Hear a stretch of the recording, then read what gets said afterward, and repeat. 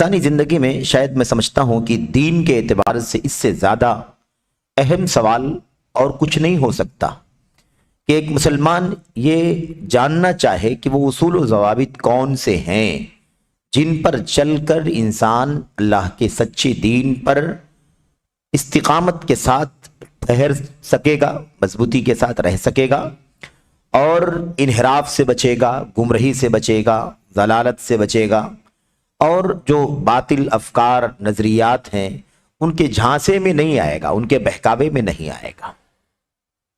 اسی بات کی فکر اللہ کے نبی صلی اللہ علیہ وسلم کے صحابہ ہمیشہ کیا کرتے تھے۔ ان کے دور میں، ان کے زمانے میں کوئی فتنہ، کوئی فرقہ نہیں تھا، لیکن جو دین اصل تھا وہی دین تو ہے جسے آج ہم حوالے میں پیش کر رہے ہیں۔ سلفیت اسی دین کا نام ہے جو دین اللہ کی کلام، اللہ کے نبی کی سنت اور صحابہ کرام کے دور میں تھا، اور اسے اللہ تبارک و تعالی نے بہت ہی اچھی طرح سے محفوظ رکھ دیا ہے، کر دیا ہے۔ تو سوال بڑا ہی اہم ہے۔ آئیے دیکھتے ہیں کہ وہ اصول اور ضوابط واقعی کون سے ہیں جن پر چل کر کے ایک مسلمان سچے دین پر قائم رہ سکتا ہے، سلف صالحین کے منہج پر استقامت کے ساتھ رہ سکتا ہے، انحراف سے کیسے بچے، فرقہ واریت سے کیسے بچے، نئے نئے مناہج سے اپنے آپ کو کیسے بچائے۔ جواب، اس سلسلے میں شرعی اصول و ضوابط سابقہ باتوں کے مجموعے سے سمجھے جا سکتے ہیں۔ یعنی شیخ صالح فوزان حفظہ اللہ نے کہا ہے کہ پچھلے درسوں میں، پچھلے سوالات کے جوابات میں بہت ساری باتیں ہوئی ہیں، ان سے سمجھا جا سکتا ہے کہ جس اصول اور ضابطے کے بارے میں سوال کیا جا رہا ہے وہ اصول و ضوابط کون سے ہیں۔ اس کے بعد اس کا خلاصہ چند پوائنٹس میں اس سوال کے جواب میں شیخ صالح فوزان بیان کرتے ہیں۔ تو اصول و ضوابط کے ضمن میں پہلا کیا ہے؟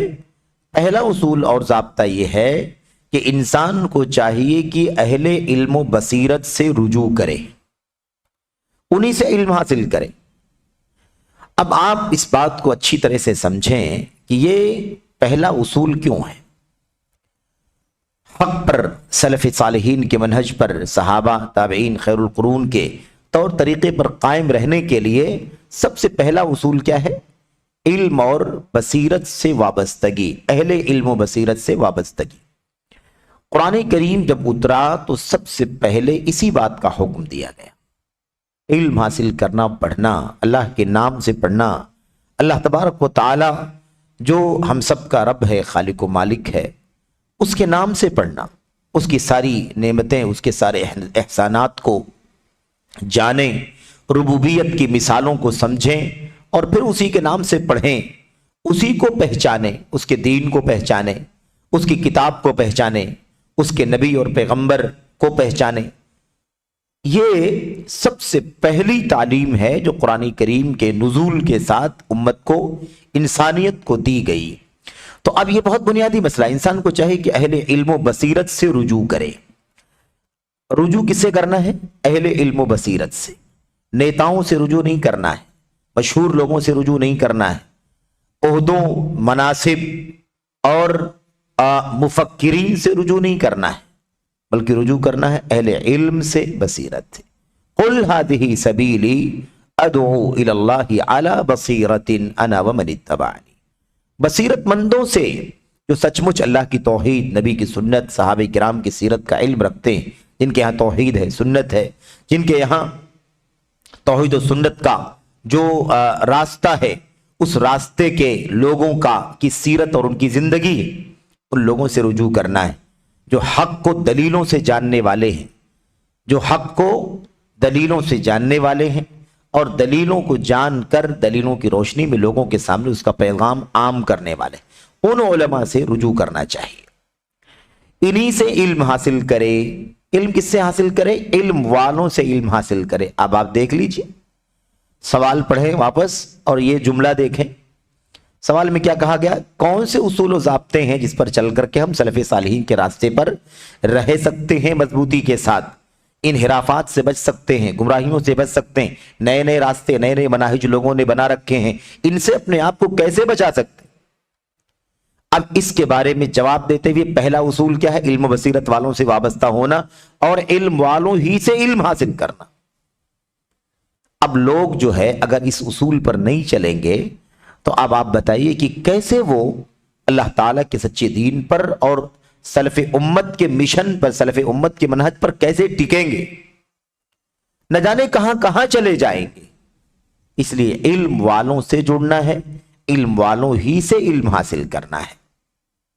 شہرت ہے کسی کی، میڈیا پر مقبولیت ہے کسی کی، کسی کی گفتگو کا انداز بہت ہی سمپل ہے، اس سے متاثر ہو جائے کوئی، کسی کا انداز عوامی ٹائپ کا ہے، اس سے متاثر ہو جائے، کسی آدمی کی گفتگو کے اندر چٹکلے ہیں مثال کے طور پر، یا مثال کے طور پر فقاہات یعنی ہنسنے کھلکھلانے کا ماحول ہے، انجوائمنٹ ہے، انٹرٹینمنٹ ہے، منورنجن ہے، اچھا لگتا ہے، گھنٹے 2 گھنٹے بہت مزے سے گزر جاتے ہیں، اس لیے اس سے جڑ جانا۔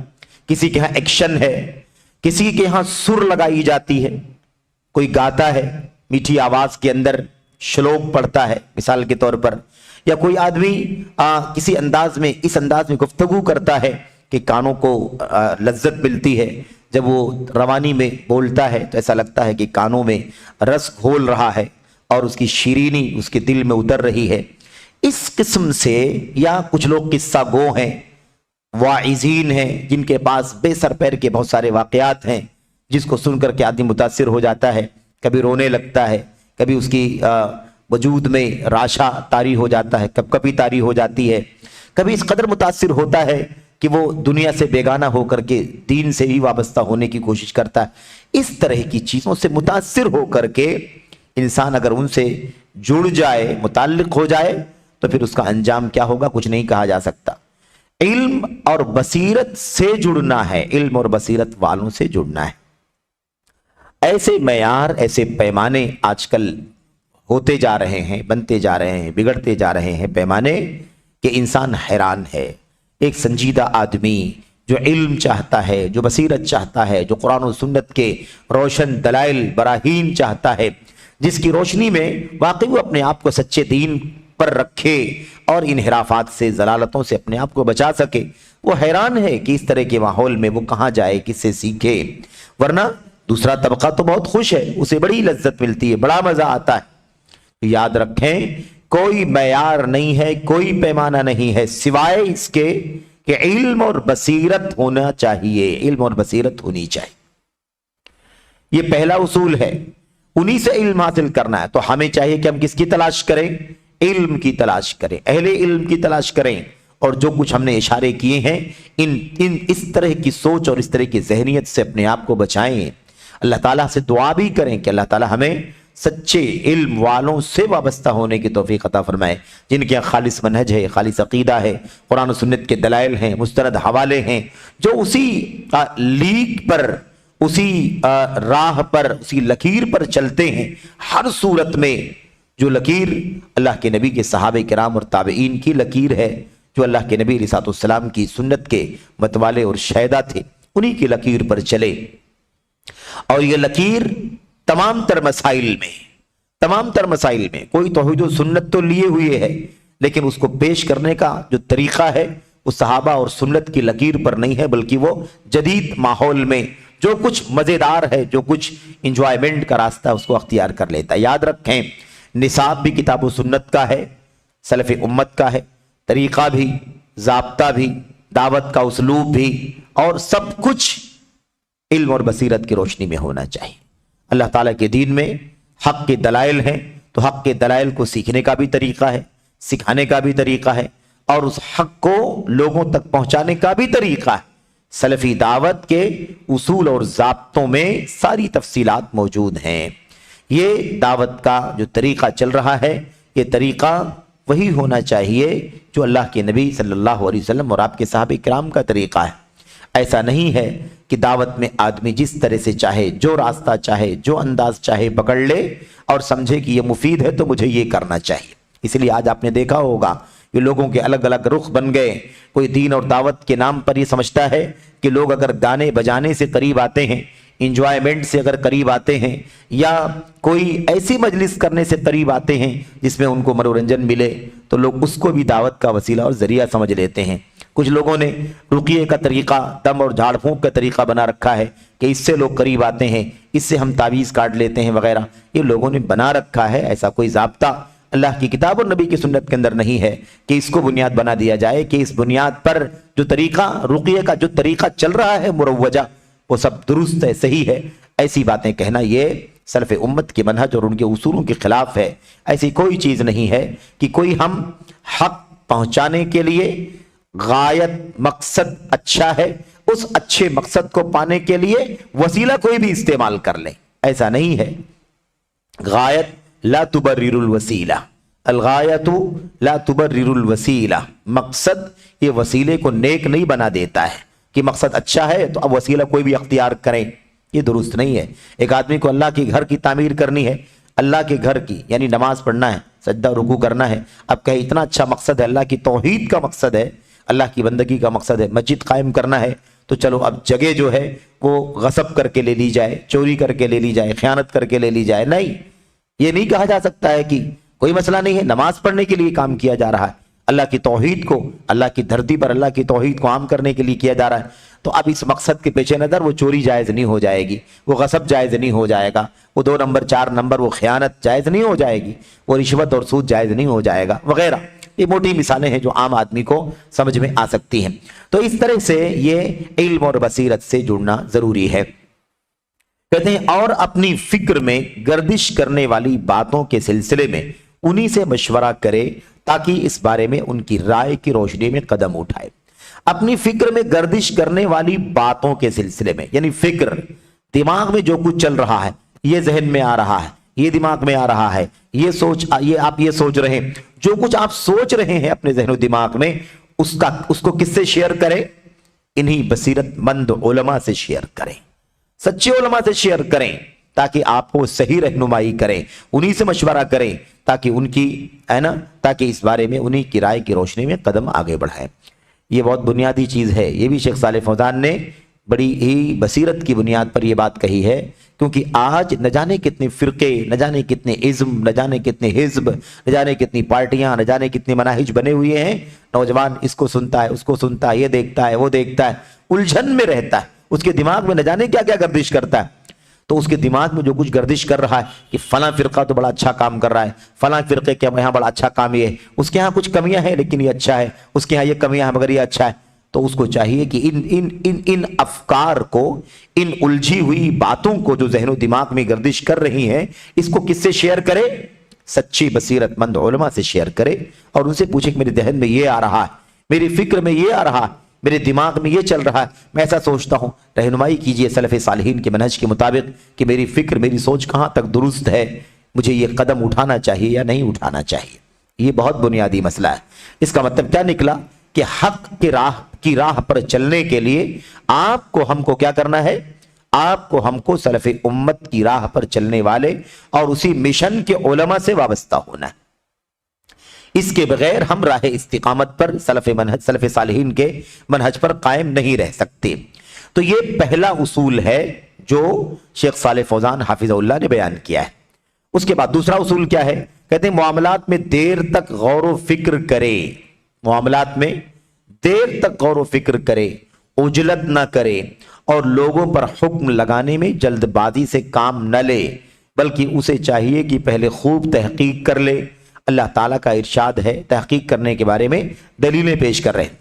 یہ دوسرا اصول ہے۔ آج یہ بہت بڑا مسئلہ بنا ہوا ہے، خاص طور پر میڈیا کے اس پھیلاؤ اور بہاؤ کے ماحول میں۔ میڈیا کا تو ایک شعلہ ابل رہا ہے، ایک کہہ لیجئے کہ ایک لہر ہے، ایک موجہ ہے، اس اعتبار سے کہ ہر ایک اس لہر میں میرے بھائیوں اپنے آپ کو متاثر پا رہا ہے۔ ایسے حالات میں تو خاص طور پر کسی بات کی تحقیق کیے بغیر اسے آگے بڑھانا بہت خطرناک ہے۔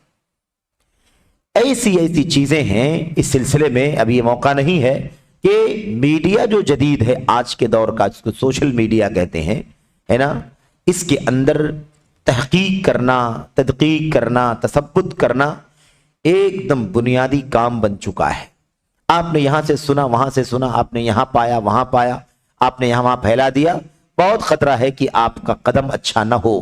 اس لیے کہ اس بہاؤ میں نہ جانے کتنی کتنی غیر مستند باتیں، غیر معتبر باتیں، بے سر پیر کی باتیں عام کر دی جاتی، کتنی دلیلیں، کتنے حوالے غلط، کتنی دلیلیں غلط، کتنی نسبتیں غلط، کتنے حالات غلط، کتنی ساری باتیں لوگ پھیلاتے ہیں۔ پھر ہر آدمی اپنی اپنی باتوں کو یہاں پھیلانا چاہتا ہے، کوئی رکاوٹ نہیں ہے، ایک میدان ہے، ایک اکھاڑا ہے، جس کو چاہیے وہ اپنی طاقت کا اور اپنی قوت کا جوہر دکھائے، کوئی پابندی نہیں۔ اس لیے بہت ضروری ہے کہ کسی بھی معاملے میں جلد بازی نہ کرے، معاملات میں دیر تک غور فکر کرے، عجلت نہ کرے، لوگوں پر حکم لگانے میں جلد بازی سے کام نہ لے، جلد بازی نہ کرے، ٹھیک ہے، خوب تحقیق کر لے۔ اللہ تبارک و تعالیٰ فرماتا ہے یا ایھا الذین آمنوا ان جاءکم فاسق بنبأ فتبینوا ان تصیبوا قوما بجہالۃ فتصبحوا علی ما فعلتم نادمین۔ مسلمانوں، اگر تمہیں کوئی فاسق خبر دے تو تم اس کی اچھی طرح تحقیق کر لیا کرو، ایسا نہ ہو کہ نادانی میں کسی قوم کو ایذا پہنچا دو پھر اپنے کیے پر پشیمانی اٹھاؤ۔ یعنی کیا مطلب؟ تحقیق کرنا، پتہ لگانا ضروری ہے۔ آپ نے دیکھا ہوگا بہت ساری باتیں نوٹ کر دی جاتی ہیں اشتہارات کی شکل میں، پوسٹر کی شکل میں، اور اس پر حوالہ بخاری کا ہے، حوالہ مسلم کا ہے، حوالہ فلاں حدیث کا ہے، بلکہ بہت سارے لوگ تو جرات کرتے ہیں باقاعدہ فلاں کا قول نوٹ کرتے ہیں، امام فلاں نے اس کو صحیح کہا، امام فلاں نے ان کو حسن کہا، امام فلاں نے ان کو اس چیز کو اپنی کتاب میں نوٹ کیا۔ جبکہ آپ تحقیق کریں، تھوڑی سی تحقیق کروائیں تو آپ کو پتہ چلے گا کہ پورے طور پر یہ بات بے سر پیر کی ہے، غیر مستند ہے۔ تو بہرحال اس طرح کی چیزیں بہت ہی زیادہ ہمیں محتاط رہ کر کے لینی چاہیے، احتیاط کے ساتھ۔ ایسا نہیں ہونا چاہیے کہ ہم جلد بازی کریں اور اس کا انجام ہمارے حق میں اچھا نہ ہو، ندامت کا، شرمساری کا ماحول بن جائے۔ اس کے بعد اللہ تبارک و تعالیٰ کی کلام کی دوسری آیت کریمہ پیش کرتے ہیں، کہتے ہیں یا ایھا الذین آمنوا اذا ضربتم فی سبیل اللہ فتبینوا ولا تقولوا لمن القى الیکم السلام لست مؤمنا تبتغون عرض الحیاة الدنیا فعند اللہ مغانم کثیرہ کذلک کنتم من قبل فمن اللہ علیکم فتبینوا ان اللہ کان بما تعملون خبیرا۔ یہ سورہ نساء کی آیت نمبر 94 ہے۔ اس کا ایک پس منظر ہے، اس کا ایک بیک گراؤنڈ ہے، وہ آ رہا ہے، ابھی صرف ترجمہ پڑھ لیں۔ اللہ تبارک و تعالیٰ فرماتا ہے ایمان والو، جب تم اللہ کی راہ میں جا رہے ہو تو تحقیق کر لیا کرو، اللہ کی راہ میں نکلو تو تحقیق کر لیا کرو، اور جو تم سے سلام علیک کرے اسے یہ نہ کہہ دو کہ تم ایمان والے نہیں ہو۔ اس کا پس منظر آ رہا ہے نیچے حاشیے میں۔ تم دنیوی زندگی کے اسباب کی تلاش میں ہو تو اللہ تعالیٰ کے پاس بہت سی غنیمتیں ہیں، پہلے تم بھی ایسے ہی تھے، پھر اللہ تعالیٰ نے تم پر احسان کیا، لہذا تم تحقیق و تفتیش کر لیا کرو، بے شک اللہ تعالیٰ تمہارے اعمال سے باخبر ہے۔ تبینو یعنی تمہیں جو خبر پہنچی ہے اس کی خوب تحقیق اور تفتیش کر لیا کرو۔ تو بہرحال اس کا پس منظر آگے آ رہا ہے حاشیے میں۔ اچھا، اس کے بعد شیخ صالح فوزان کہتے ہیں اور جب وہ چیز ثابت ہو جائے، یعنی تحقیق کرنے کے لیے کہا گیا نا، کوئی بات آئے، کوئی خبر آئے، کوئی معلومات آئے تو اس کی تحقیق کر لیا کرو، جلد بازی مت کرو، جلدی سے ایکشن مت لے لو، جلدی سے فیصلہ مت کر لو، جلدی سے حکم نہ لگا دو، تحقیق کر لو۔ کہتے ہیں جب وہ چیز ثابت ہو جائے تو تمہیں چاہیے کہ اسے ایسے طریقوں سے نبھاؤ جو اصلاح و بہتری کے ضامن ہوں۔ جب تحقیق کر کے پتہ چل جائے تو اب اس کے ساتھ اس کو ہینڈل کیسے کرنا ہے؟ ایسے طریقے سے ہینڈل کرنا ہے، ایسے طریقے سے نبھانا ہے جو اصلاح و بہتری کے ضامن ہوں۔ سخت گیری یعنی مضبوط سختی سے پکڑنا یا تشویش، بے چینی پیدا کرنے والے طریقوں سے نہیں، کیونکہ نبی کریم صلی اللہ علیہ وسلم نے فرمایا۔ تو اب یہ مسئلہ کیا ہے؟ آج کیا ہو گیا ہے؟ عام طور پر حکم لگانے کا مسئلہ ہے، فلاں ایسا ہے، فلاں ایسا ہے، فلاں ایسا ہے، فلاں ایسا ہے۔ اس میں ہمیں اتنی آسانی سے نہیں پڑ جانا چاہیے، اتنی جلدی سے ہمیں کسی کے بارے میں حکم نہیں لگا دینا چاہیے، کسی کے بارے میں ایک فیصلہ عجلت میں نہیں کر دینا چاہیے، تحقیق سے بھی کام لینا چاہیے۔ تحقیق ہو جانے کے بعد اب اس کے بعد جو تعامل اور بیہیویئر ہونا چاہیے اس میں بھی خیر خواہی کا، نرمی کا پہلو غالب ہونا چاہیے۔ بے شک کسی کے بارے میں پتہ چلے کہ اس کا معاملہ صحیح نہیں، اس کا منہج صحیح نہیں، اس کا فلاں موقف غلط ہے، اس کا فلاں موقف غلط ہے، تو پہلے تو تحقیق ہو جائے، اور تحقیق ہو جانے کے بعد جب پتہ چلے کہ واقعی معاملہ ایسا ہے تو اس کے ساتھ خیر خواہانہ رویہ، خیر خواہانہ، جارحیت کا نہیں، یا اول فول انداز نہیں، یا بد زبانی یا تند کلامی کا نہیں، بلکہ اصول، دلائل، حوالے اور شفقت اور نرمی کا رویہ ہونا چاہیے۔ کیا کہہ رہے ہیں؟ اللہ کے نبی علیہ الصلوۃ والسلام نے فرمایا ہے بشروا ولا تنفروا، خوشخبری سناؤ نفرت نہ دلاؤ، خوشخبری سناؤ نفرت نہ دلاؤ۔ یعنی کیا مطلب؟ معاملہ کرنے میں، بات چیت کرنے میں، تبادلہ خیال کرنے میں ہمارا رویہ کیسا ہونا چاہیے؟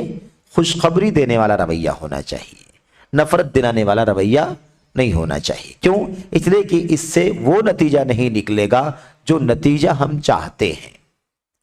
اچھا، اس کے بعد اللہ کے نبی علیہ السلام نے فرمایا انما بعثتم میسرین ولم تبعثوا معسرین۔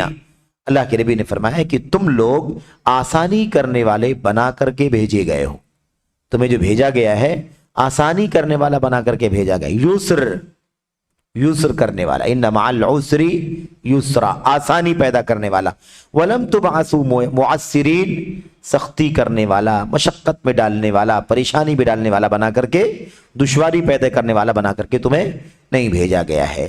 تو یہ ہماری عام صفت بیان فرمائی اللہ کے نبی نے کہ اس امت کے لوگوں کو آسانی پیدا کرنے والا بنا کر بھیجا گیا ہے، سختی اور دشواری پیدا کرنے والا بنا کر کے نہیں بھیجا گیا ہے۔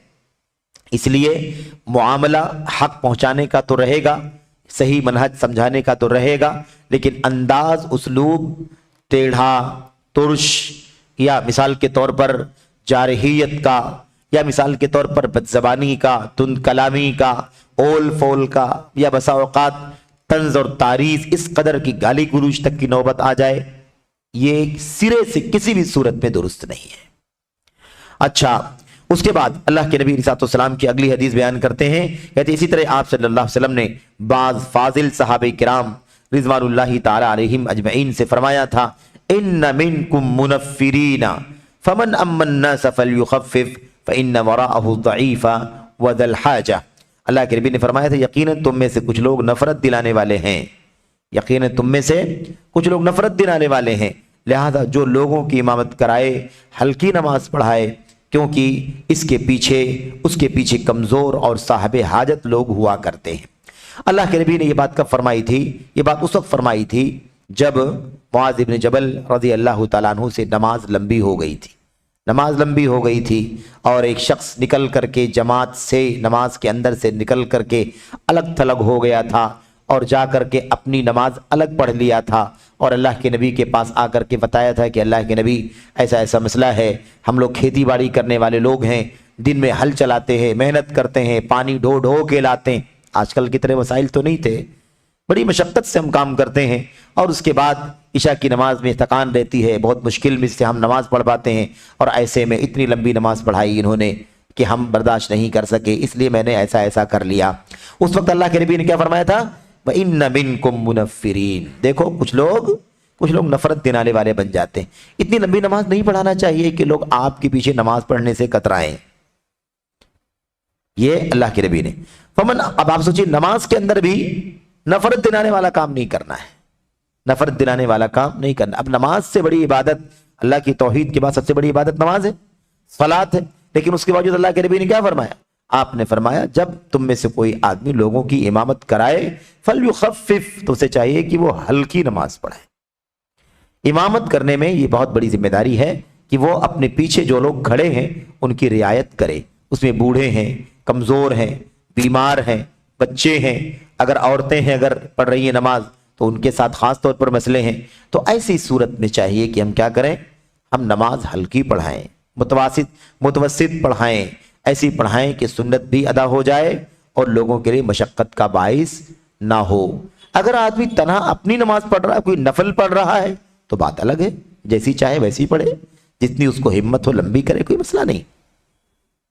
تو یہ ہے فَإِنَّ وَرَاءَهُ الضَّعِيفَ وَذَا الْحَاجَةِ، کیونکہ اس کے پیچھے کمزور اور ضرورت مند لوگ رہتے ہیں۔ تو یہ پتہ ہے، معلوم یہ ہونا چاہیے، بتانا یہ مقصد ہے۔ فرماتے ہیں کہ آسانی فراہم کرنا، آسانی کی چھاپ آپ کے کام میں ہونی چاہیے۔ حتیٰ کہ امامت میں، معاملات میں، بیہیویئر میں، رہن سہن میں، حکم لگانے میں، ہر چیز میں کیا غالب ہونا چاہیے؟ نرمی کا پہلو غالب ہونا چاہیے، شفقت کا پہلو غالب ہونا چاہیے۔ ایسا نہ رہے ایک دم جارحیت، تند کلامی، سخت کلامی، آپ کے پاس کوئی آنا نہیں چاہتا، آپ کی بات کوئی نہیں سننا چاہتا کیونکہ آپ اول فول بولتے ہیں۔ حق گوئی کی بات نہیں ہو رہی کہ حق گوئی نہیں کرنا ہے، حق گوئی کا اسلوب اور طریقہ بتایا جا رہا ہے۔ اب حق بات کو سننے سے کوئی بھاگ رہا ہے تو کیا حق نہیں بولیں گے؟ حق تو بولیں گے میرے بھائی، حق تو بتائیں گے، لیکن حق کو بیان کرنے کا انداز سنجیدہ اور سلجھا ہوا اور تفہیم کا، سمجھانے کا، اور اسے اچھی طرح سے ہے نا اس کو اس طرح سے بتانے کا کہ حق واضح ہو جائے اور اس کے ساتھ نفرت کا، شدت کا، جارحیت کا کوئی ماحول نہ بننے پائے۔ تو بہر کیف کہتے ہیں مقصود یہ ہے کہ مسائل کو بڑی دانائی اور سنجیدگی سے نبھایا جائے۔ جو بصیرت کا لفظ آیا ہوا ہے قرآن کی آیت میں، اس میں بصیرت کے اندر علم کے ساتھ ساتھ ان تمام چیزوں کو بھی جاننا شامل ہے، ان تمام چیزوں کی رعایت کرنا بھی شامل ہے۔ کسی کے لیے اور کسی کے لیے ایسے میدان میں گھسپیٹ کرنا جائز نہیں جسے وہ اچھی طرح انجام نہ دے سکتا ہو۔ جس کا جو کام ہے اور اس کام کو اچھی طرح سے انجام دے سکتا ہے وہی وہ کام کرے۔ تو یہ دوسرا اصول ہے جو شیخ صالح فوزان حفظہ اللہ ہمیں سکھلا رہے ہیں۔ اس کے بعد تیسرا اصول دیکھیے، کہتے ہیں ایک اصول یہ بھی ہے ثالثاً، تیسرا اصول یہ بھی ہے کہ انسان اہل علم کی ہم نشینی اختیار کر کے اور ان کے آرا سن کر کے اپنے علم میں اضافہ کرے، ہے نا؟ علم و بصیرت سے وابستگی کی بات آ چکی ہے، اور یہاں براہ راست اہل علم کی رائے کو سامنے رکھتے ہوئے قدم اٹھانے کی بات ہو رہی، انہی کی رائے سے، تصدر بالرائے جس کو کہتے ہیں، آگے بڑھنا ان کی رائے سے، آگے بڑھنا ان کی رائے سے، قدم اٹھانا ان کی رائے سے۔ یہ خاص طور پر ایک اصول یہ بھی ہے کہ انسان اہل علم کی ہم نشینی اختیار کر کے اور ان کے آرا سن کر اپنے علم میں اضافہ کرے۔ نیز سلف صالحین کی کتابیں پڑھے، سلف صالحین کی کتابیں پڑھے۔ بعد والوں نے جو عقلی گھوڑے دوڑائے ہیں اور منطق اور فلسفے اور لاجک سے حق کو باطل اور باطل کو حق بنانے کی کوشش کی ہے وہ نہ پڑھے۔ لوگوں کی عقلانیت، لوگوں کی لاجک اور دانشوری کی ہے نا بھول بھلائیوں میں آدمی نہ جائے۔ آدمی کو کیا کرنا ہے؟ سلف صالحین کی کتابیں پڑھے، اسلاف امت کے علماء و مصلحین کی سیرتوں کا مطالعہ کرے۔ یہ ہے ہمارا حق پر قائم رہنے کے لیے، صحیح منہج پر قائم رہنے کے لیے ہماری ذمہ داریاں اور اصول و ضوابط جس کے ذریعے سے ہم قائم رہ سکتے ہیں۔ تو اصل میں یہی ہے، علماء سے وابستگی، ہم نشینی اور سلف صالحین کی کتابیں اور اسلاف امت کے علماء اور مصلحین کی سیرتوں کا مطالعہ۔ دیکھے کہ وہ کیسے معاملات کو انجام دیتے تھے، لوگوں کو کیسے نصیحت کرتے تھے، بھلائی کا حکم کیسے دیتے تھے اور منکر سے کیسے روکتے تھے اور چیزوں پر حکم کیسے لگایا کرتے تھے۔ یہ ساری چیزیں ان کی سیرت اور سوانح میں، ان کی تاریخ میں اور اسی طرح گزرے ہوئے نیک کاروں اور راست بازوں کے قصوں میں درج ہے۔ تو ہمارے سامنے تو ایک پورا نمونہ ہے، پورا دستور ہے۔ اس لیے جب ہم کہتے ہیں سلف صالحین تو اس سے مراد صرف وہ گزرا ہوا پیچھے کا وہ زمانہ نہیں ہے، زمانہ ٹائم پیریڈ نہیں ہے۔ یہ بھی بدعتیوں نے اس طرح کی بات کہی۔ بدعتیوں نے اس جہمی عالم کو بھی آپ نے جانا ہوگا، جہمی ہے وہ شخص محمد سعید رمضان بوطی نام کے آدمی نے، اس سے پہلے بھی غالباً ہم نے کہیں ذکر کیا تھا کہ شخص نے یہ فتنہ دنیا کے اندر پھیلایا۔ وہ کہتا ہے کہ سلفیت کوئی منہج نہیں ہے، کوئی منہج نہیں ہے، کوئی اسلام کا راستہ نہیں ہے جس پر چلنے کے لیے ہمیں فکر کرنی چاہیے، بلکہ وہ کہتا ہے مرحلۃ زمنیۃ مبارکہ، ایک مبارک بابرکت اچھا ٹائم پیریڈ ہے، یعنی ایک دور گزرا، وہ دور بڑا اچھا تھا، لیکن وہ جو لوگ تھے اس دور کے وہ آئیڈیل ہوں ہمارے لیے، ایسی کوئی بات نہیں ہے۔ اس طرح سے وہ سلفیت کو سمجھانے میں بھی لوگوں کو الجھاؤ میں مبتلا کر رہا ہے۔ इस तरह से उसने भी गोया कि सलफी मिशन को पूरे तौर पर यानी मुनहदिम कर देने की कोशिश करता है कि सलफियत से मुराद एक टाइम पीरियड है, पुराना गुजरा हुआ टाइम पीरियड, वो मुराद है। वलैसत मजहबन इस्लामियन, कोई इस्लामी मसलक या इस्लामी मनहज नहीं है। तो ऐसी बात नहीं है। सलफियत दरअसल एक मनहज है, जिंदगी का दस्तूर है। कुरान और सुन्नत पर अमल का सबसे ज्यादा मुबारक और सुथरा पीरियड अगर गुजरा है तो वही सहाबे किराम का दौर है, उनके बाद ताबईन का, उनके बाद तबे ताबईन का। तो ये भी अच्छी तरह से जानने की जरूरत है। तो ये सारी चीजें जो बयान की जा रही हैं कि सीरत का मुताला किया जाए, सलफ की किताबें पढ़ी जाएं, इसलिए कहा जा रहा है क्योंकि वो एक पूरा निजाम कुरान का, सुन्नत पर और उस पर अमल करने का दुनिया का सबसे सुथरा पीरियड गुजर चुका है और दुनिया के सबसे मोतबर लोग गुजर चुके हैं। उन्हीं को हमें आइडियल बनाना है, हर मसले में आइडियल बना। तो अल्लाह ताला फरमाता है लक़द काना फी क़ससिहिम इब्रतुल लिउलिल अलबाब। सूरह यूसुफ की आयत करीमा में अल्लाह फरमाता है यकीनन उन पिछले गुजरे हुए लोगों की कि किस्सों में, उनके वाकयात में इबरत और नसीहत है। इसलिए हमें चाहिए कि हम क्या करें, हम उन लोगों की जिंदगियां पढ़ें, सहाबे किराम की जिंदगियां, ताबईन की जिंदगियां। आज हालत ऐसी हो गई है कि आदमी तजद्दुद के नाम पर दीन में भी नया रास्ता तलाश करता है। दुनिया में तजद्दुद जितना आप करना चाहें करें, जब तक कि दीन के खिलाफ न जाएं कोई बात नहीं है, लेकिन दीन के अंदर तजद्दुद नहीं। दुनिया कितना भी नएपन की तरफ जाए, मॉडर्निज्म की तरफ जाए, लेकिन हमारे लिए अल्लाह तबारक व तआला का वही पुराना दीन जो उतर चुका है 1400-1450 साल पहले, वही हमारे लिए आइडियल और नमूना है। तो दुनिया आगे जाएगी जरूर, लेकिन वो दीन जो फॉलो किया जाएगा वो बिल्कुल पुराना वाला।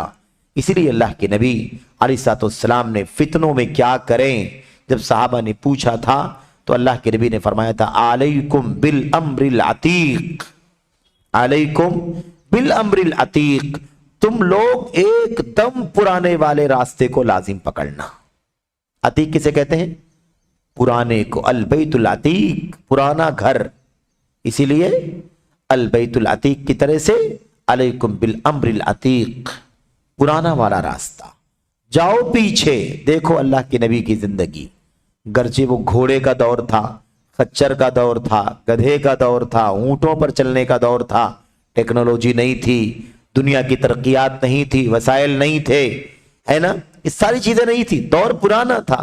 लेकिन जितना भी दौर आगे जाएगा हमारे लिए दीन के एतबार से जो सबसे मोतमद रास्ता होगा वो पुराना वाला होगा। इसलिए हमें चाहिए कि हम इस चीज को अच्छी तरह से समझें, पीछे जाएं, उनके किस्सों में, उनकी जिंदगियों में तुम्हारे लिए इबरत है, नसीहत है। क्योंकि मुसलमान इस उम्मत का एक फर्द है, मुसलमान इस उम्मत का एक फर्द है और उम्मत आगाज इस्लाम से क़यामत तक के मुसलमानों के मजमूए का नाम है। जाहिर सी बात है कि उम्मत किसका नाम है? पूरी उम्मत का नाम है ना। अल्लाह के नबी सल्लल्लाहु अलैहि वसल्लम के मुखातब पहले से लेकर आखिरी फर्द तक सब के सब कौन है? ये उम्मत के अफराद है, यही मजमूई उम्मत है। और मुसलमान को चाहिए कि सलफ़े सालिहीन की सीरत और अहवाल का मुताला करे कि वो मसाइल को किस तरह अंजाम दिया करते थे, इस बारे में उनका तौर तरीक़ा क्या था, इस बारे में उनका तौर तरीक़ा क्या था, ताकि उनके मनहजो तरीक़े पर चले और जल्दबाजों की बातों और जाहिलों की हरकतों को बिल्कुल न देखे, जो बिला इल्म बसीरत लोगों में जोश और जज्बात पैदा करते हैं। इशारा है इख्वानियत की तरफ, इख्वानियत की तरफ। यही लोग आतिफा, यही लोग जज्बातियत, यही लोग जारहियत और यही लोग इस मामले में जोश, इश्तियाल, ये कर देना चाहिए, वो कर देना चाहिए, इस तरह की बातें करने वाले लोग हैं। तो इस तरीके से ये बता रहे हैं शेख सालेह फौजान कि हमें क्या करना चाहिए, हमें जल्दबाजी से, जल्दबाजों से, जाहिलों से बचने की जरूरत है। आजकल बहुत से किताबचे या तकरीरें या मकालात और मज़ामीन ऐसे लोगों की जानिब से आ रहे हैं جو شرعی امور سے جاہل اور نابلد ہے۔ ابھی شیخ صالح فوزان نے بڑی جرأت سے اس وقت کے جو کتابچے یعنی چھوٹے پمفلٹ جو ہوتے ہیں، چھوٹی کتابیں یا اور بھی مضامین ہیں یا تقریریں ہیں، لیکچرز وغیرہ، اس زمانے میں اور آج سے جیسا کہ ہم نے ذکر کیا اس سے پہلے کی 25-30 سال پہلے کی بات ہے یہ، اس وقت یہ بات انہوں نے کہی تھی۔ آج کا یہ میڈیا اگر آپ دیکھیں، اس کو سامنے رکھیں، تو آپ سمجھ سکتے ہیں کہ آج اتنا زیادہ میڈیا کا پھیلاؤ ہے، صبح شام نہ جانے کیا کیا نشر ہو رہا ہے، بولی جانے والی چیزیں، دیکھی جانے والی چیزیں، پڑھی جانے والی چیزیں، نہ جانے کتنا کتنا نشر ہو رہی ہیں۔ تو اس زمانے میں انہوں نے کہا تھا کہ آج کل بہت سے کتابچے، تقریریں یا مقالات اور مضامین ایسے لوگوں کی جانب سے آ رہے ہیں جو شرعی امور سے جاہل و نابلد ہیں۔ اب آپ بات سمجھیں، شرعی امور یعنی دین کے گہرے علم سے نابلد ہیں۔ اب ان کے پاس مٹیریل کیا ہے، ان کے پاس صلاحیت کیا ہے؟ شیخ صالح فوزان کہتے ہیں بس لوگوں کو بھڑکاتے ہیں۔ کیا کام ہے ان کا؟ لوگوں کو بھڑکانے کا کام ہے، اور ایسی باتوں کا حکم دیتے ہیں جس کا حکم نہ انہیں اللہ نے دیا ہے نہ اس کے رسول نے۔ ایسی باتوں کا حکم دیتے ہیں جس کا حکم اللہ نے دیا ہے نہ اس کے رسول نے۔ اگر یہ چیزیں اچھے مقصد اور نیک نیتی سے بھی صادر ہوئی ہوں تو بھی اعتبار حق اور درستگی کا ہے، نہ کہ نیت اور ارادے کا۔ اور یہ تو شریعت کے اصولوں میں سے ہے۔ آپ صرف نیت اچھی رکھیں، کچھ بھی پھیلائیں، اس کا اعتبار نہیں شریعت کے اندر۔ آپ کی نیت بھی صحیح ہو اور آپ کا منہج بھی صحیح ہو، کیا پیش کرنا ہے وہی پیش کرنا ہے، اور کس نیت سے پیش کرنا ہے اسی نیت سے پیش کرنا ہے۔ میری نیت بہت اچھی ہے لیکن میں نے قدم جو اٹھایا وہ قدم غلط ہے۔ میری نیت بہت اچھی ہے لیکن جو میں نے بولا ہے وہ غلط ہے، میں نے جو کہا ہے، جو کیا ہے وہ غلط ہے، میں نے جو تصرف کیا ہے وہ بیجا ہے۔ اس لیے نیت اور ارادہ کافی نہیں ہے، نیت اور ارادہ بھی اچھا ہونا چاہیے، اور اسی کے ساتھ ساتھ راستہ اور ٹریک بھی اچھا ہونا چاہیے، کام بھی درست ہونا چاہیے، تب جا کر کے اس کا فائدہ ہوگا۔ اس لیے بہت سارے لوگ اتنی آسانی سے اس مسئلے کو بطور حوالہ اور بڑا حوالہ پیش کر دیتے ہیں۔ آپ لاکھ ان کو سمجھائیں لیکن کہتے ہیں کہ بہت نیک آدمی ہیں، بڑے مخلص ہیں، بڑے اللہ والے ہیں، بڑا خیر کا جذبہ رکھتے ہیں۔ سب ٹھیک ہے، خیر کا جذبہ رکھنا کافی نہیں ہے۔ کتنے بدعتی ہیں جو صراحت کے ساتھ بدعتیں ہی انجام دیتے ہیں لیکن ان کی نیتیں اچھی ہیں۔ میلاد والوں کی نیتیں کیا خراب ہیں؟ جو نبی کریم صلی اللہ علیہ وسلم کی تاریخ پیدائش کا جشن مناتے ہیں، کیا ان کی نیتیں غلط ہیں؟ ان کی نیتیں بہت اچھی ہیں، وہ اللہ کے نبی علیہ الصلوۃ والسلام سے محبت کے جذبے سے ہی یہ کام کرتے ہیں، بلکہ ان کی نیتیں اتنی خالص ہیں اس مسئلے میں کہ وہ آپ کو ہم کو بدنیت سمجھتے ہیں کہ ان کو اللہ کے نبی سے محبت نہیں ہے، ان کو نفرت۔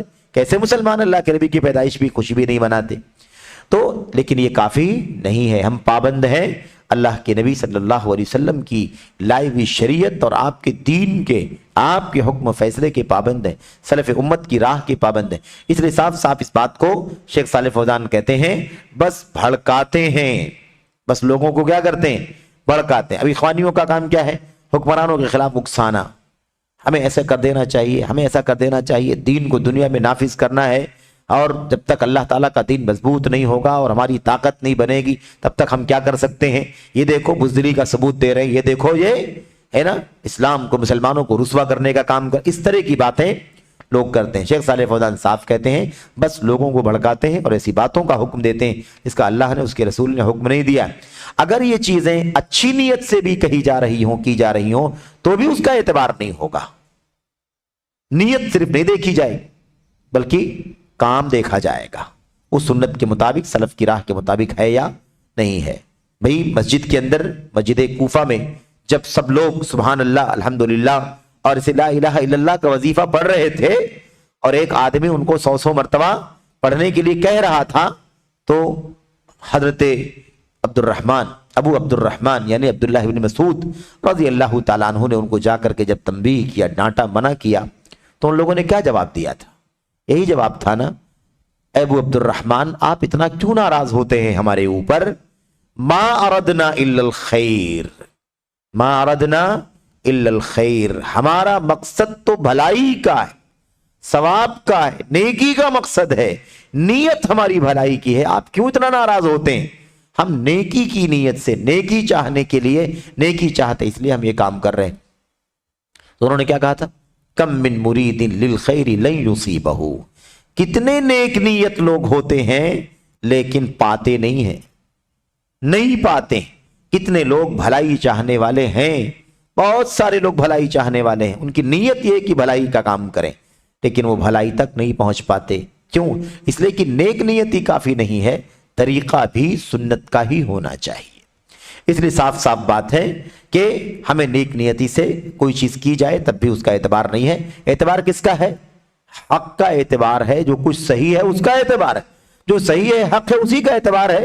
نیت آپ کی کتنی بھی اچھی ہو، آپ اگر حق اور درست راستے پر نہیں چلیں گے تو آپ کی نیت کا ہم خیال نہیں کر پائیں گے۔ یہ ہے، اور حق وہ ہے جو سلف امت کی سمجھ کے مطابق کتاب و سنت کے موافق ہو، جو سلف امت کی سمجھ کے مطابق کتاب و سنت کے موافق ہو، یعنی کتاب و سنت ہو، کتاب و سنت کے علاوہ کوئی چیز نہ ہو، اور دوسری چیز کیا ہے؟ سلف امت نے کتاب و سنت کو جیسے سمجھا ہو اس کے مطابق۔ اس لیے دونوں چیزیں، تینوں چیزیں لازم ہیں۔ رہا معاملہ لوگوں کا، یعنی لوگوں کا جہاں تک معاملہ ہے تو رسول اللہ صلی اللہ علیہ وسلم کے علاوہ سب کی باتیں صحیح بھی ہو سکتی ہیں اور غلط بھی۔ امت کے لوگوں کا معاملہ، پبلک کا معاملہ، لوگوں کا معاملہ، بڑے ہوں چھوٹے ہوں کوئی بھی ہوں، ان کی باتیں اچھی بھی ہو سکتی ہیں، غلط بھی ہو سکتی ہیں، صحیح بھی نکل سکتی ہیں، غلط بھی نکل سکتی ہیں۔ لہذا صحیح بات لے لی جائے گی اور غلط بات چھوڑ دی جائے گی۔ کسی کو فالو ایسا نہیں کیا جائے گا جیسے نبی کریم صلی اللہ علیہ وسلم کو فالو کیا جاتا ہے۔ یہاں پر ایک چھوٹا سا نقطہ اور یاد رکھیں، شیخ صالح فوزان کہہ رہے ہیں کہ صحیح بات لے لی جائے گی اور غلط بات چھوڑ دی جائے گی۔ صحیح کا پتہ کیسے چلے گا؟ غلط کا پتہ کیسے چلے گا؟ صحیح کا پتہ ایسا چلے گا کہ وہ موافق ہوگا سنت کے، اور غلط کا پتہ ایسے چلے گا کہ وہ موافق نہیں ہوگا سنت کے۔ تو اب مسئلہ یہ ہے کہ ایک آدمی نے کوئی عمل کیا، وہ عمل فلاں کرتے ہیں، اب اس کو جب چیک کیا گیا تو وہی عمل واقعی اللہ کی نبی کی سنت سے ثابت ہے۔ بات سمجھ میں آ رہی ہے نا؟ صحیح کا پر عمل کرنا ہے، غلط کو چھوڑنا ہے۔ صحیح کیا ہے؟ جو نبی کی سنت کے مطابق ہو۔ اب دیکھا گیا کہ فلاں صاحب کا کام نبی کی سنت کے مطابق ہے، فلاں امام ہے، فلاں بزرگ ہے، فلاں شخصیت ہے، فلاں فلاں ہے نا، کوئی بھی ہو، فلاں کی بات ہم جب دیکھ رہے ہیں تو وہ نبی کی سنت کے مطابق کیا کیا جائے گا؟ اس کی بات کو لے لیا جائے گا۔ لیکن عمل جو کیا جائے گا وہ اس نیت سے نہیں کیا جائے گا کہ یہ فلاں صاحب کا قول ہے، بلکہ عمل اس نیت سے کیا جائے گا کہ نبی کریم صلی اللہ علیہ وسلم کی سنت ہے۔ اس لیے صحیح پر عمل کے پیچھے سوچ بھی صحیح ہونی چاہیے۔ مقصد کیا ہے؟ مقصد یہ ہے کہ نیت کافی نہیں ہے سنت کے بغیر، اور سنت کافی نہیں ہے نیت کے بغیر، دونوں ضروری ہیں۔ ایک آدمی، چھوٹی سی مثال میں، ماحول کی مثال، یعنی عام جو مسائل اور جھگڑے کی مثال ہے، یعنی عام طور پر جو جھگڑے ہوتے رہتے ہیں نماز کے مسائل میں تقلیدی گروہ بندیوں کے اعتبار سے، اس کی ایک مثال دیتا ہوں، اور مثال بہت معروف ہے، ہمارے علماء دیتے رہے ہیں۔ مثال ایسی ہے کہ ایک شخص شافعی مسلک سے جڑا ہوا ہے، اپنے آپ کو کیا کہتا ہے؟ شافعی کہتا ہے۔ امام شافعی رحمۃ اللہ علیہ کے یہاں ہاتھ نماز میں سینے پر باندھنے کا مسلک موجود ہے۔ اب مسئلہ یہ ہے کہ اللہ کے نبی کے حدیث میں ہم چیک کرتے ہیں تو ہاتھ کہاں باندھنا ہے، تو ہمیں حدیثوں سے کیا ملتا ہے ثبوت؟ کہ اللہ کے نبی علیہ السلام کی حدیثوں میں ہاتھ کو سینے پر باندھنا ہے۔ پتہ چلا کہ امام شافعی کا مسلک سینے پر ہاتھ باندھنے والا نبی کی سنت کے مطابق ہے کہ نہیں؟ لیکن اب امام شافعی سے نسبت رکھنے والا ایک بھائی یا ایک بہن اگر اس لیے ہاتھ سینے پر باندھے کہ امام شافعی کا مسلک، تو ایسی صورت میں وہ سنت کا پیروکار نہیں مانا جائے۔ ہاتھ سینے پر اس لیے نہیں باندھنا ہے کہ امام شافعی نے باندھا ہے اور سنت کے مطابق نکلا، بلکہ ہاتھ ہمیں اس لیے باندھنا ہے ہاتھ سینے پر کیونکہ نبی کریم صلی اللہ علیہ وسلم کی سنت میں وہی ہے، اسی کے پابند امام شافعی بھی تھے، اسی کے پابند سارے لوگ ہیں، اسی کے پابند ہم بھی ہیں۔ تو ایک شافعی شافعیت کے نیت سے اگر ہاتھ سینے پر باندھتا ہے تو وہ سنت پرست نہیں ہے، سنت کا پابند نہیں ہے، کیونکہ وہ تو امام شافعی کے مسلک سے جڑنے کی وجہ سے ہاتھ سینے پر باندھتا ہے، اس لیے باندھ رہا ہے کہ وہ امام شافعی کے مسلک کا ہے، شافعی ہے، اور امام شافعی ہاتھ باندھتے تھے سینے پر. تو یہ طریقہ درست نہیں ہے. ہماری جستجو سنت ہونی چاہیے, ہماری تلاش نبی کا طریقہ, نبی کے صحابہ کرام کا مشن ہونا چاہیے. ہم یہ نہ دیکھیں کہ فلاں کی بات کیونکہ فلاں کے اللہ کے نبی کی سنت کے مطابق ہے اس لیے ہمارا مسلک پر چلنا صحیح ہے. مسلک پرستی نہیں ہے بلکہ حق پرستی ہونی چاہیے.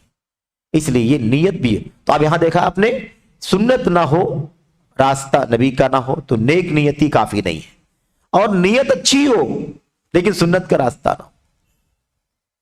یعنی نیت اچھی ہے کہ ہاتھ رفع دین ہم کرتے ہیں, یا مثال کے طور پر ہاتھ سینے پر باندھتے ہیں, ہے تو سنت کے مطابق, لیکن دل میں کیا ہے, میں شافعی مسلک کا ہوں, شافعی کا مسلک صحیح ہے, ہاتھ کہاں باندھنا چاہیے, سینے پر باندھنا چاہیے.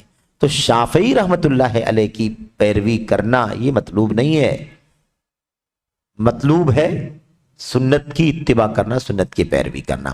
تو دونوں لازم ملزوم ہے, ایک کو چھوڑنے سے عمل ناقابل قبول ہو جائے گا, اور یہی دونوں عمل کی قبولیت کی شرطیں ہیں کہ نیت بھی خالص ہو اور طریقہ بھی سنت کی پیروی کا ہو. کیا کہا, حق وہ ہے جو سلف امت کی سمجھ کے مطابق, اچھا بات ہو گئی نا, صحیح بات لے لی جائے گی, غلط بات چھوڑ دی جائے گی. تو صحیح بات لے لی جائے گی مطلب صحیح بات سنت سے مطابق ہونے کی وجہ سے لے لی جائے گی, اور اعتبار سنت کا ہوگا نہ کہ فلاں کا ہوگا. اعتبار فلاں کا نہیں ہوگا بلکہ سنت کا ہوگا. اور ہم یہ سمجھیں گے کہ فلاں صاحب کا مسلک یا فلاں صاحب کا موقف اور ان کا منہج کیا ہے, نبی کریم صلی اللہ علیہ وسلم کی سنت کے مطابق ہے. ہم بھی سنت کے مطابق چلنا چاہتے ہیں, اس لیے ہم بھی نبی کی سنت پر چل رہے ہیں.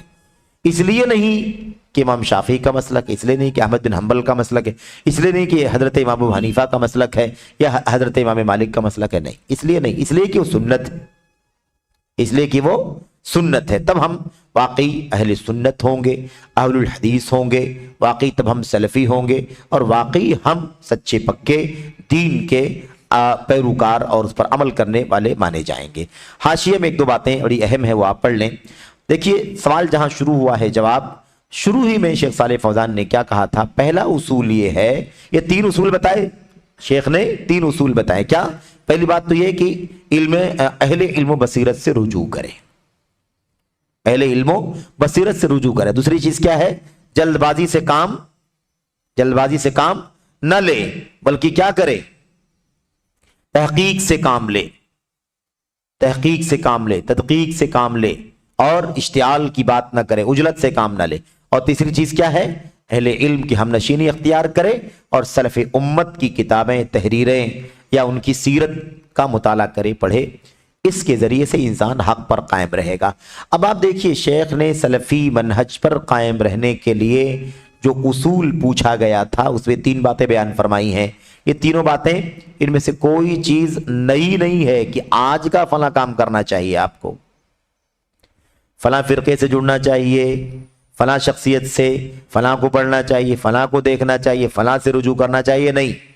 3 باتیں بتائیں, علم اور بصیرت سے وابستگی, اور دوسرا معاملات کے اندر جلد بازی نہیں, اور تیسری چیز ہمیں سلف صالحین کی سیرت اور ان کی زندگیوں کا مطالعہ کرنا چاہیے. یہاں پر کہتے ہیں انسان کو چاہیے کہ اہل علم و بصیرت سے رجوع کرے. اس پر حاشیے میں شیخ صالح فوزان حفظہ اللہ کے شاگرد شیخ جمال بن فرحان الحارثی رحمت اللہ علیہ کی بات دیکھیں. اہل علم و بصیرت ہیں کون, اہل علم و بصیرت ہیں کون. آج تو ایسا ذوق علم کا بگڑتا جا رہا ہے, علم کا ذوق یا علم کی پرکھ کا ذوق ایسے بگڑتا جا رہا ہے کہ بولنے والوں کو علم والا کہا جا رہا ہے. جو بہت زیادہ بول لے جائیں, جو بہت زیادہ لوگوں کو اپیل کر لے جائیں, جو لوگوں کو بہت زیادہ متاثر کر لے جائیں.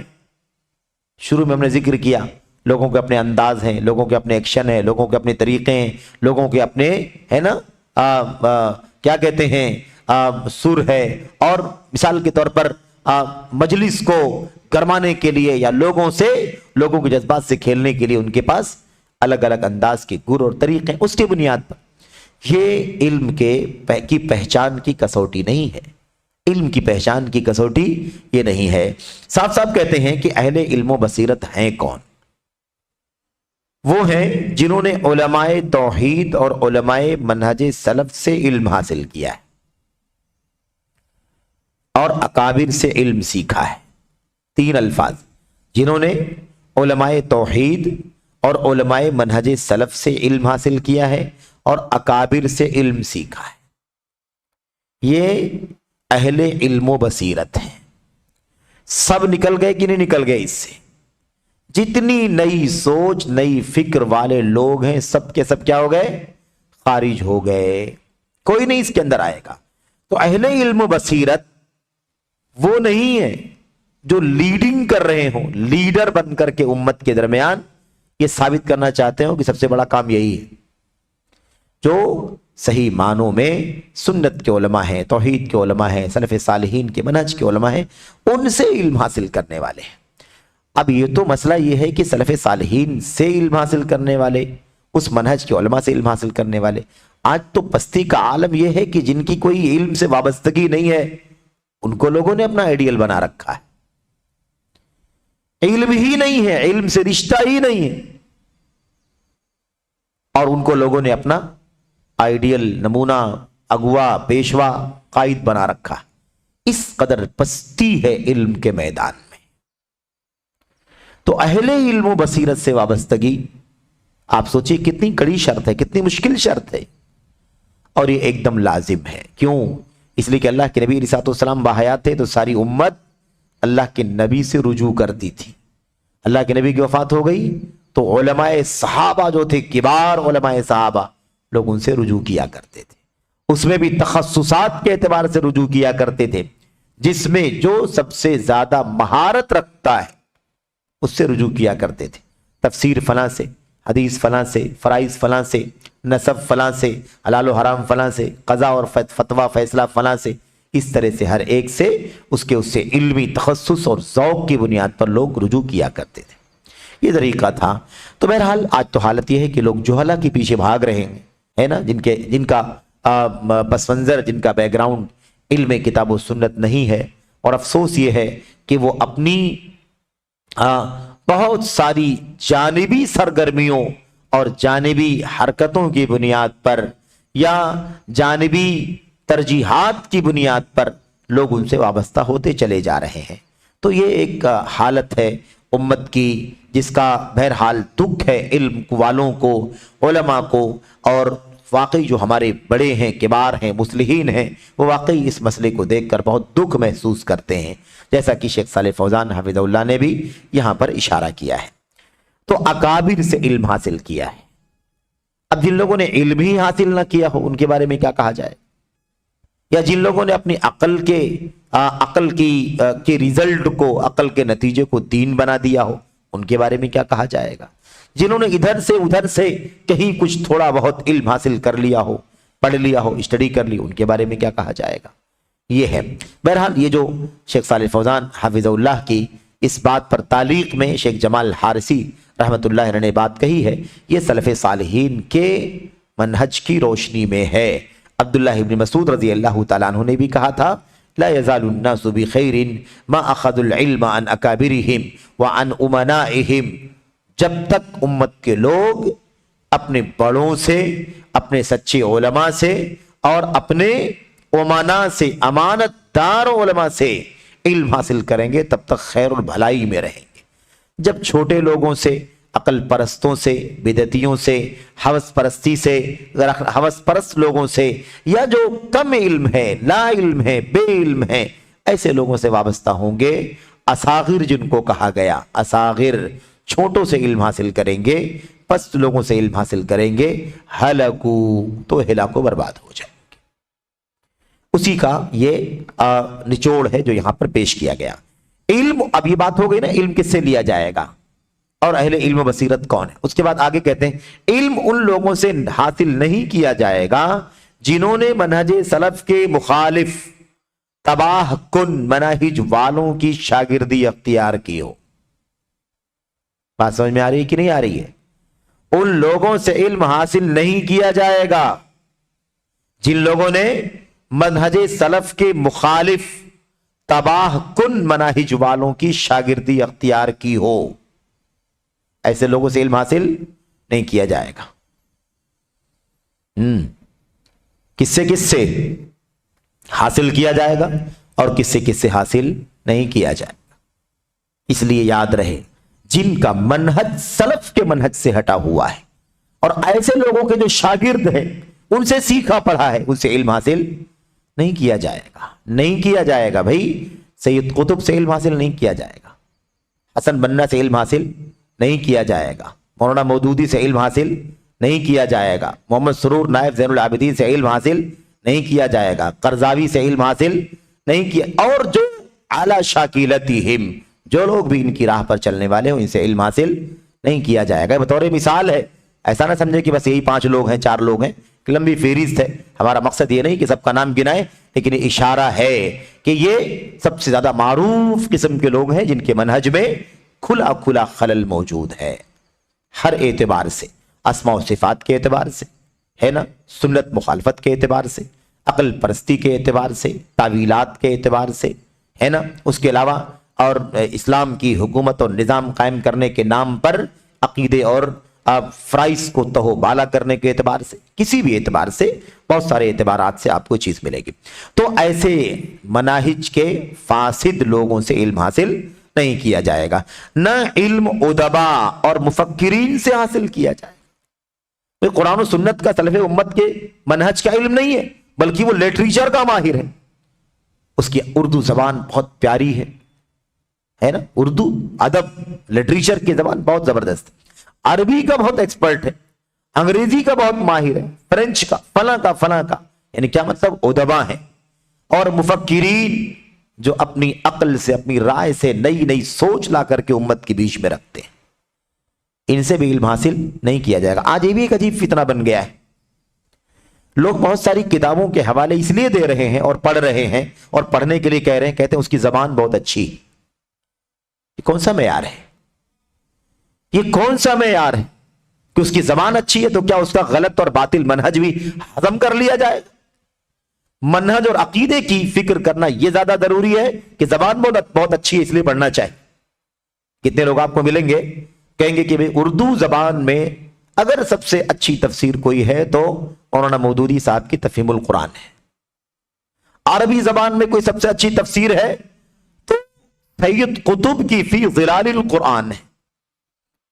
علماء ہمارے استاذ محترم علامہ عبد المحسن بن حمد العباد البدر سے کسی نے ایک بار سوال کیا، سامنے کی بات ہے، پرانی بات ہے، کئی سال پہلے سوال کیا کہ فی ظلال القرآن جو تفسیر ہے، جس کو تفسیر الظلال کہتے ہیں لوگ، اس کے بارے میں آپ کا کیا خیال ہے؟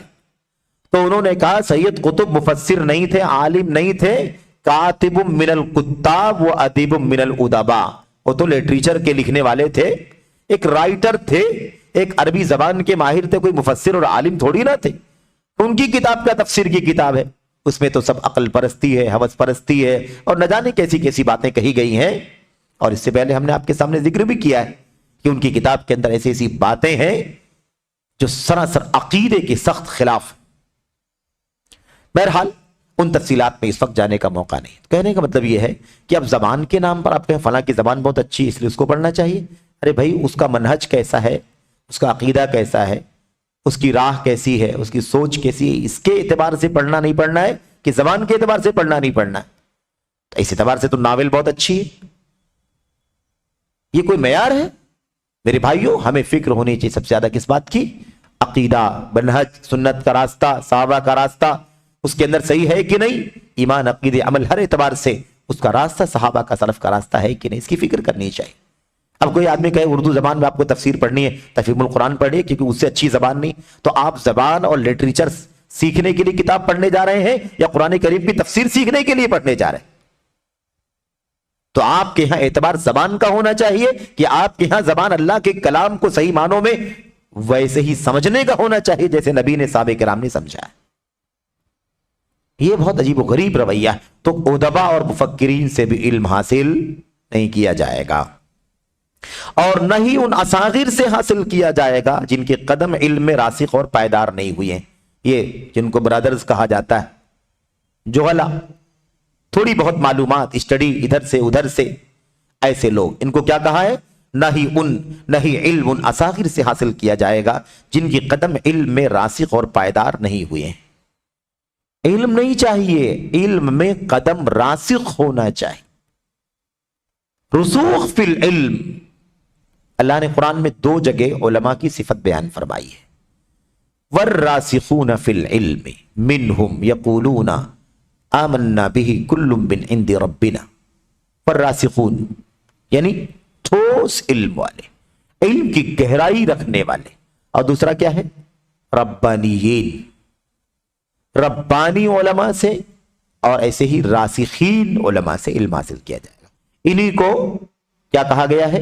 इन्हीं का नाम है अहले इल्म बसीरत। ये अहले इल्म बसीरत। तो अब यहां बात क्या चल रही, किस किस से इल्म हासिल नहीं किया जाएगा? उसमें से एक क्या है लास्ट में? जिनके कदम इल्म में रासिख और पायदार नहीं हुए। इल्म में रासिख और पायदार होने की बात तो बहुत आगे की है। वो उलमा हो, बसीरतमंद उलमा के शागिर्द हो और उसमें गहराई हो और गहराई हो, यहां तक कि उनके कदम इल्म में मजबूत हो जाए। उनसे जिनका ये हाल ना हो, जिनकी ये हैसियत ना हो, उनसे इल्म हासिल नहीं किया जाए। तो उनके बारे में क्या कहा जाएगा? जो इल्म की बू भी नहीं पाए सही से, इल्म की खुशबू भी सही मानों में इनको नहीं मिली, तो ऐसे लोगों से इल्म कैसे हासिल किया जाएगा? तो ये बड़ा खतरनाक मसला है, इसको समझने की जरूरत। और ना उन्होंने अपने आप को मनहज सलफ से पूरी तरह वाबस्ता किया, ये भी एक फितना है। कोई आदमी यहां वहां, इस तंजीम उस तंजीम, इस शख्सियत उस शख्सियत से जुड़ा हुआ था और उसके बाद क्या समझ में आया कि वहां से अलग हो गया और दूसरे नाम सलफी अहले हदीस नाम से दाई बन करके खड़ा हो गया। और हम लोगों ने उसको बोलना सुनना शुरू कर दिया, उसको पढ़ना शुरू कर दिया, उससे फायदा उठाना शुरू कर दिया। भाई मसला यह है कि क्या उसने अपने आप को पूरी तरह मनहजे सलफ से वाबस्ता किया है? निकल करके आया कहीं से, लेकिन वो जहां से निकला वहां से निकला, लेकिन वो जहां आया वहां आया या नहीं आया, इसका कैसे पता चलेगा आपको? इसलिए मनहज सलफ से पूरी तरह वाबस्ता किया है या क्या नहीं किया है? एक पैराग्राफ है, ये इल्म बसीरत वाले उलमा है ना, ये इल्म बसीरत वाले लोग हैं। एक पैराग्राफ में दुनिया के सारे फितनों की कलई खोल करके रख दी शेख जमाल हारसी। आप समझ लें कि अगर हमने इस रास्ते को समझ लिया कि इल्म किससे हासिल करना है और किससे किससे हासिल नहीं करना है, तो आप सोचिए इस दौर में कितने सारे मसले हल हो जाए। उसके बाद आगे चलते हैं, एक और हाशिया है, सवाल नंबर सफा नंबर 494 पर यह है आयत करीमा, जो सूरह अन-निसा की आयत करीमा है 94, जिसमें यह कहा गया था ना, ईमान वालों जब तुम अल्लाह की राह में जा रहे हो तो तहकीक कर लिया करो और जो तुमसे सलाम अलैक करे उसे यह ना कह दो कि तुम ईमान वाले नहीं हो। क्या तुम दुनियावी जिंदगी चाहते हो? अल्लाह के यहां बहुत सारी नेमतें हैं तुम्हारे लिए। बहरहाल इसलिए जब भी कोई ऐसा मामला हो तो तहकीक कर लिया करो। इसके इस आयत करीमा के सबब नुज़ूल का पस मंजर हाशिए में लिखा हुआ है। लिखते हैं इस आयत करीमा के सबब नुज़ूल के बारे में इब्न अब्बास रज़ी अल्लाह ताला अन्हुमा बयान करते हैं, मर्रा रजुलुम मिन बनी सुलैम अला नफर मिन अस्हाबिन नबी सल्लल्लाहु अलैहि वसल्लम वहुव यसूक़ु गनमन लहू फसल्लम अलैहिम फ़क़ालू मा सल्लम अलैकुम इल्ला लियतअव्वज़ मिनकुम। मैं तर्जमा करता हूं ताकि बात मुख्तसर में खत्म हो जाए। एक आदमी बनु सुलैम का था, कबीले बनु सुलैम का एक आदमी नबी करीम सल्लल्लाहु अलैहि वसल्लम के सहाबा के पास से गुजरा। क्या मतलब है? सहाबे किराम थे जो रात को मदीना तैयबा की जो इस्लामी निज़ाम की बाउंड्री थी उसका तहफ़्फ़ुज़ करने के लिए, उसकी देखरेख करने के लिए रातों को गश्त किया करते थे। ठीक है, चलते रहते थे, देखते रहते थे कहीं कोई साजिश ना हो रही हो, कहीं कोई मसला पैदा ना हो रहा हो, कहीं कोई इस्लाम को मुसलमानों को नुकसान पहुंचाने की कोशिश ना कर रहा हो, इसलिए वो अपनी जिम्मेदारी अदा करते थे। इसी दौरान साहबे किराम के पास से एक शख्स गुजरा जो कबीले बनु सुलैम का था। अब हुआ ये कि वो उसके पास बकरियां थी, वो बकरियां चराता हुआ उनके पास से गुजरा। फसल्लम अलैहिम, वहां से गुजरा तो उसने इन साहबे किराम को सलाम किया, السلام علیکم ورحمۃ اللہ، سلام کیا۔ فقالو، تو صحابہ نے کیا کہا، ما سلم علیکم الا لیتعوذ منکم، بھائی اس نے جو سلام کیا ہے یہ صرف اس لیے سلام کیا ہے تاکہ تم سے اپنے آپ کو بچا لے۔ یعنی مطلب کیا ہے، صحیح معنوں میں یہ مسلمان نہیں ہے، تو یہ مسلمان نہیں ہے، کافر ہے، لیکن اب سامنے سلام کر رہا ہے تاکہ آپ سمجھے کہ مسلمان ہے اور آپ اس کو چھیڑ چھاڑ نہ کریں، چھوڑ دیں اس کو۔ فعامدوا الیہ فقتلوہ، اب یہ صحابہ کرام نے یہ سوچا کہ ایسا ایسا مسئلہ ہے اور شاید یہ دکھانے کے لیے سلام کیا تاکہ ہم سے بچ جائے، ہم اس کو کوئی سزا نہ دیں۔ بہرحال یہ سوچ کر کے اس کی طرف بڑھے اور اسے قتل کر دیا، اس بکری کے چرواہے کو قتل کر دیا۔ وَآخَذُوا غَنَمَهُ، اور اس کی بکریوں کو بھی لے لیا، بکریوں کو لے گئے۔ اچھا، فَأَتَوْا بِهَا النَّبِيَّ صلی اللہ علیہ وسلم، اور اسے لے کر کے نبی کریم صلی اللہ علیہ وسلم کے پاس آئے اور بتایا کہ اللہ کے نبی ایسا ایسا ہوا ہے۔ تو فَأَنزَلَ اللَّهُ عَزَّ وَجَلَّ، اللہ تبارک و تعالیٰ نے اس موقع پر یہ آیت کریمہ اتاری جس کا ترجمہ ہے، اے ایمان والو جب تم لوگ اللہ کی راستے میں چلو، فَتَبَيَّنُوا، تحقیق کر لیا کرو، وَلَا تَقُولُوا لِمَنْ أَلْقَىٰ إِلَيْكُمُ السَّلَامَ، اور تمہیں جو سلام کرے اس کے بارے میں یہ نہ کہو لست مؤمنا، کہ تو مومن نہیں ہے، تو نے ہم سے بچنے کے لیے سلام کیا۔ یعنی صحابہ کرام نے جو کیا تھا، اللہ تعالیٰ نے صحابہ کرام کو آیت کریمہ اتار کر کے تنبیہ کیا کہ ایسا تمہیں نہیں کرنا ہے، تمہیں تحقیق کرنا ہے، تحقیق کرنے کے بعد کوئی ایکشن لیتے، تحقیق کرنے سے پہلے تم نے کیسے ایکشن لے لیا اور کہا کہ اپنے آپ کو بچانے کے لیے اس نے سلام کیا ہے، مسلمان نہیں ہے، قتل کر دو اسے، یہ طریقہ صحیح نہیں، تحقیق کر لیا کرو۔ تو آیت کریمہ اسی پس منظر میں اتری ہے، یہ بتانے کے لیے یہ بات یہاں پر لکھی گئی تھی۔ اس کے بعد آخر میں دیکھیں 496 نمبر صفحے پر حاشیہ نمبر 1 ہے، نیچے آخری سطر میں اس میں یہ لکھا ہوا ہے کہ آج بہت سے کتابچے، تحریریں، تقریریں، مقالات، مضامین ایسے لوگوں کی جانب سے آ رہے ہیں جو شرعی امور سے جاہل اور نابلد ہیں، بس لوگوں کو بھڑکاتے ہیں۔ یہ نیچے لکھا ہوا ہے نا، اس پر حاشیہ لگا ہوا ہے۔ اس کی مثال شیخ جمال بن فرحان الحارثی اس کی مثال پیش کرتے ہیں، اس سے اندازہ لگائیں۔ مثال میں کیا ہے؟ کہتے ہیں اس کی ایک مثال اما بعد نامی کیسٹ اور کتابچہ ہے۔